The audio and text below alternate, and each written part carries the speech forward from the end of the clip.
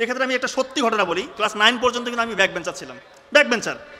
নাবিল ভাই বলতেছে যে ভাই তুই একটা কাজ কর, তুই যে প্রশ্নটা পড়তেছিস সেটা শুধু লেখ, আর কিছু করতে হবে না তোকে। ক্লাস 9 আমি গ্রামের স্কুলে ব্যাক বেঞ্চার, সেই জায়গা থেকে আলহামদুলিল্লাহ শুধু একটা জিনিস আমি ফলো করছি, যে প্রশ্নটা ইম্পর্টেন্ট প্রশ্নটা আছে সেটা আমি পড়ার পাশাপাশি লিখেছি, আর কোনো কিছু করি নাই আলহামদুলিল্লাহ। এরপর তো আপনারা সবাই জানেন ওই সময় গোল্ডেন এ প্লাস, মেডিকেলের চান্স, বিসিএসে একবারে হওয়া, এগুলো আমি দুনিয়াবী সাফল্য মনে করি না এবং আমার আত্মপ্রচারণা করছি না, শুধু একটা মেসেজ দেওয়ার চেষ্টা করছি। আমার মতো ব্যাক বেঞ্চার যদি একটা জিনিস ফলো করে হয়, আপনারা আমার থেকে হাজার করে ভালো। ইনশাল্লাহ আপনার ফজরকে কাজে লাগান, এই 6টা কাজ করেন, দেখবেন যে ইনশাল্লাহ জীবন বদলে যাবে। তো আমরা কিন্তু আসছি ইবনে কাইয়ুম আল জাওজিয়া রাহিমাহুল্লাহ, উনি যে 5টা কথা বলেছিল তার মধ্যে নাম্বার 1 কথা বলছি আমি, সময়। তার মানে সময়টা কাজে লাগাবেন যদি আপনি সকালে উঠেন। নাম্বার 2 উনি বলেছেন ঘুমটা আপনাকে ঠিকমতো ঘুমাইতে হবে। ঘুম নিয়ে আমরা অনেক কথা বলেছি। এশার সালাতের পর যে যত দ্রুত ঘুমিয়ে যাবে তার জীবন ইনশাল্লাহ সে তত উন্নতির দিকে চলে যাচ্ছে, কারণ এই সময় ব্রেইনের প্রিফ্রন্টাল কর্টেক্স এবং হিপোক্যাম্পাস এই দুইটা জিনিস তত কার্যকরী ভূমিকা পালন করবে যদি আপনি আগে আগে ঘুমান। রাসূলুল্লাহ সাল্লাল্লাহু আলাইহি ওয়াসাল্লাম আমাদেরকে সেটাই বলেছেন যে এশার নামাজের পর দ্রুত তোমরা ঘুমিয়ে যাও। যে যত টাইম স্পেন্ড করবেন আপনাদের কোয়ালিটি স্লিপ হবে না। কোয়ালিটি স্লিপ না হলে কী হবে? অনেকে দেখেন না যে একটা সহজ জিনিস ডিসিশন নিতে পারে না, কি সিদ্ধান্ত নিবে, সিদ্ধান্ত নিতে ভুগে, এটা হবে না। আপনি সঠিক ডিসিশনটা নিতে পারবেন। কোনো সমস্যায় পড়লে সমাধান কী হবে অনেকে বের করতে পারে না। প্রবলেম সলভিং ক্যাপাসিটি এইটা আপনার তৈরি হবে যদি আপনি আগে আগে ঘুমান। এবং আগে যদি না ঘুমান, যারা রাত জাগে তাদের হরমোনাল ইমব্যালেন্স হয়, ছেলেদের টেস্টোস্টেরন হরমোন কমে যায়, মেয়েদের ইস্ট্রোজেন প্রজেস্টেরন কমে যায়, চুল পড়ে যায়, চেহারার উজ্জ্বলতা কমে যায়, পরের দিনটা খারাপ যায়, দেখে মাথা ভার হয়ে থাকে, মেজাজ খিটখিটে, অফিসে গেছে, স্কুলে গেছে, মাথা কোনো কাজ করতেছে না, কারণ রাত 1টা 2টা পর্যন্ত জেগে আছেন। এই কাজটা করবেন না। রাতে আগে ঘুমান, প্রিফ্রন্টাল কর্টেক্স এবং হিপোক্যাম্পাস অ্যাক্টিভ হয়ে যাবে, আপনার স্মৃতিশক্তিও প্রখর হবে এবং আপনি অনেকগুলো উপকার পাবেন এখান থেকে।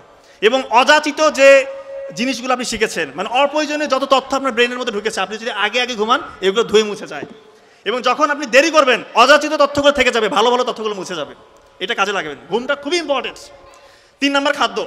উনি বলেছেন খাবারটা ঠিকমতো খেতে হবে এবং রাসূলুল্লাহ সাল্লাল্লাহু আলাইহি ওয়াসাল্লাম যেটা বলেছেন আমরা সেটাই করবো। 1 ভাগের 3 ভাগ, 3 ভাগের 1 ভাগ আমরা খাবো, 1 ভাগ পানি খাবো, 1 ভাগ ফাঁকা রাখবো। এবং যে 1 ভাগ খাবো ওই 1 ভাগের মধ্যে আবার 3 ভাগ করবেন, সেই 3 ভাগের 1 ভাগ আপনাকে জীবন্ত খাবার খেতে হবে। এর মধ্যে আমি একটা খাবারের কথা বলি, খেজুর। মরুভূমির তপ্ত রোদে, বিরূপ পরিবেশে এই যে খেজুর গাছ দাঁড়িয়ে থাকে, সূর্যের প্রখর তাপ এবং পানি নাই, এই জন্য সে তার শিকড়গুলো গভীরে পৌঁছে দেয়, ওইখান থেকে খনিজ যে শক্তি সেটা নেয় এবং সূর্যের যে রাসায়নিক শক্তি সেটা সে নিজে শোষণ করে খেজুরের মধ্যে জমা রাখে। এই খেজুর যখন আপনি খাবেন, সরাসরি রাসায়নিক শক্তি এবং খনিজ শক্তি আপনার রক্তের সাথে মিশে যাবে। এটা একটা জীবন্ত উদাহরণ। যারা স্টুডেন্ট আছেন আপনারা খেজুর খাবেন, প্রতিদিন 2-3টা করে খেজুর খাবেন।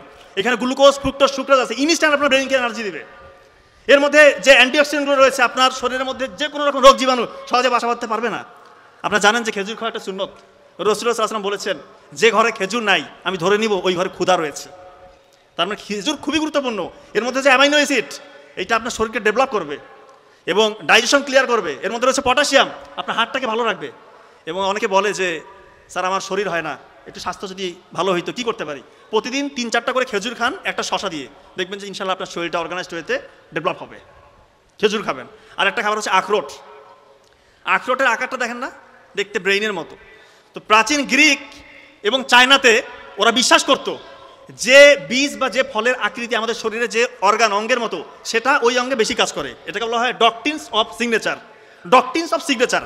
আখরোটের আকৃতি দেখবেন ব্রেইনের মতো, এটা ব্রেইনে কাজ করে। এখন বিজ্ঞানীরা দেখতেছে আখরোটের মধ্যে রয়েছে omega 3 fatty acid, alpha linoleic acid. এটা আমাদের যে crore crore trillion trillion nerve আছে, এই নার্ভের যে আবরণ মাইলিন শীট এটাকে প্রোটেকশন দেয়। অক্সিডেটিভ স্ট্রেস থেকে আমাদেরকে রক্ষা করে, রক্তনালীগুলোকে পরিশুদ্ধ করে, রক্তনালীর মধ্যে যে আবরণ এটাকে প্রোটেকশন দেয়, ব্রেনের মধ্যে গ্লুকোজ, অক্সিজেন এগুলো সাপ্লাই দেয়। আপনি চিন্তা করেন, টমেটো কাটলে দেখবেন 4টা প্রকোষ্ঠ, হৃৎপিণ্ডে 4টা প্রকোষ্ঠ, এটা হৃৎপিণ্ডে কাজ করে।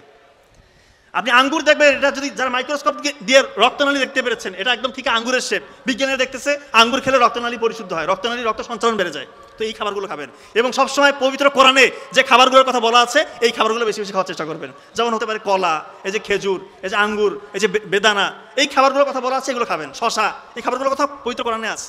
তো খাবারের দিকটা গেল। এরপর উনি বলেছেন জবানকে ঠিক রাখতে হবে, মুখ দিয়ে খারাপ কথা বলা যাবে না, গীবত করা যাবে না, অন্যের হিংসা করবেন না।